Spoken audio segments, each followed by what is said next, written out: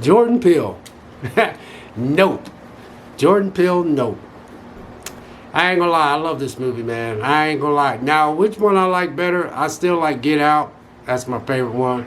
But Jordan Peele, man, yeah, he got a man. He must have one heck of imagination, man, or vision, you might say, because man, me and my daughter, my grandson went and seen this. My grandson, he got a little restless though, by the way, but he's a little boy though. But he's only 11. But this movie is 2 hours and 11 minutes long, and it's a horror thriller. And it's sitting at a Rotten Tomatoes at 83. So it must be doing pretty good to have Rotten Tomatoes at 83. And then 80% people liked it, including me. Your director, again, is Jordan Peele. But man, I tell you what, Jordan Peele, man, jeez. I was watching this movie, I was like, man, how's he, where did he come up with this at? You know what I mean? So, had, your main leads was Daniel Kaluuya and Kiki Palmer and Stephen Young and Brandon Pereira. Now, there was more that was in this movie, but these are the ones that was front and center to me. And man, there was some funny moments in this movie. But I ain't gonna lie, I got a little restless because I was like, man, where are you going with this? You know what I mean? But basically, I'll give you the plot synopsis. It's like two siblings who run a California horse ranch. Something wonderful and sinister in the skies above, while an owner of an adjacent theme park tries to profit from this mysterious, unworldly phenomenon. Yes, yeah, I'm really amazed at how he made this movie. Because, the whole time I'm like, wow, because I'm into flying saucers like a big time. But his vision and the way he shot this and the story itself was, if you don't have patience for this type of movie, you will get restless. Because I did get restless, but I was so excited because this is one of the movies that I wanted to go see this year, and I'm glad. This one is 4K on 4K.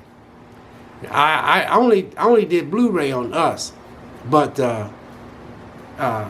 this is worth watching again. But it's basically about this alien spacecraft, but I don't even know if it was alien, because this spacecraft to me was eating people. I was like, this thing's actually eating people, and they was trying to figure out what this thing was doing, and because it opens up where his dad gets killed because this thing regurgitates nickels and pennies and whatever it can't digest, and it shoots him down with a force, and it killed his dad. And then he's trying to get his dad in the hospital. His dad died. But then, his sister comes home, which is played by Keke Palmer, man. Now, this chick is funny. This chick is funny, man. Because in the movie, man, every time she said, "What you doing?" He said, "Well, I'm getting ready to go in here and do some work." He said, "You want to help me?" She goes, "Nope." And then there was parts in this movie where, the movie was called Nope. There was parts of this movie where they was like, "Nope, nope, nope." And Stephen Young played this guy that had a traumatic experience where this ape killed him and his cast. They killed this cast that he was in this little sitcom. So you fast forward, and he owns this ranch, but he knows about this flying saucer, and he's trying to profit off of it because his theme park is adjacent to these two siblings that their dad owned, which was a horse ranch. And another thing in this was like, there's a lot of educational stuff in here if you really, really pay attention. Especially when Keke Palmer was like trying to tell people about, certain things in the movie. And Daniel Kaluuya, same old Daniel Kaluuya. But, Jordan Peele, man, I walked out there, me and my daughter was like, man, this dude's got something. My daughter's like, Dad, she said, that's what I like about Jordan Peele. She goes, he's not always trying to make the same thing. He's always doing something different. And I tell you, this is, yeah, I think I might have to watch this one again.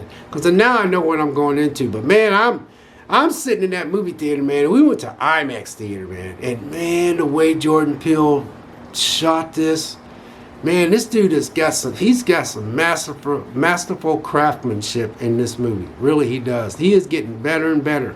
Now, I ain't gonna lie. All his movies were good, but they're different from each other, and that's what I like about him and M. Night Shyamalan. You know, they're just not trying to stay the same. You know, and not sitting there saying all directors are not like these two, but him and M. Night just. They're always doing something that's different. If you want to go see a Jordan Peele movie that is different, always check out his movies. He's a master craftsman. But anyway, the climax of this movie is the Brandon Pierre, he played this dude that worked at a electronics store, and he wants in on it because he realized that they was trying to get this flying saucer. His character was funny too, man.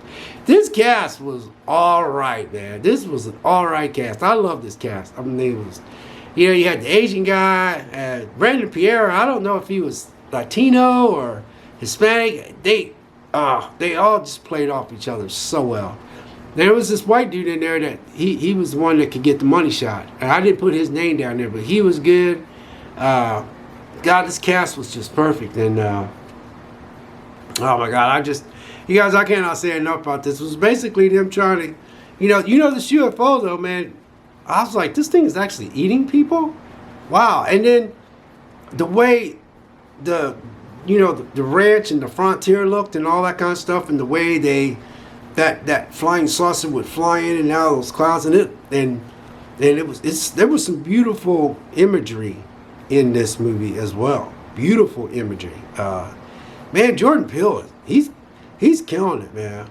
I don't think this movie's gonna be for everybody, but it was for me because I like different stuff.